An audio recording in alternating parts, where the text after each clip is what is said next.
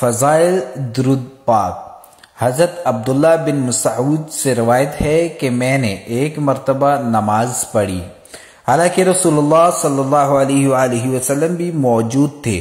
حضرت ابو بکر صدیق اور حضرت عمر فاروق بھی تشریف فرما تھے۔ جب نماز پڑھنے کے بعد بیٹھا تو اللہ کی حمد و ثنا کی، پھر رسول اللہ صلی اللہ علیہ وآلہ وسلم پر درود بھیجا، پھر اپنے لیے دعا کی۔ نبی پاک صلی اللہ علیہ وآلہ وسلم نے یہ دیکھ کر فرمایا، جو مانگو گے دیا جائے گا، مانگ دیا جائے گا۔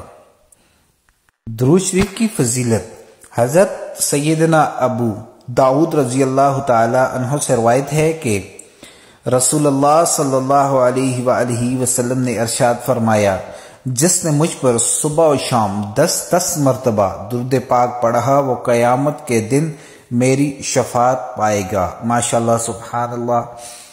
پیارے دوستو، رسول اللہ صلی اللہ علیہ وآلہ وسلم پر درود پاک ہمیں پڑھنا چاہیے۔ ایک مرتبہ پڑھ کر آگے شیئر کیجیے۔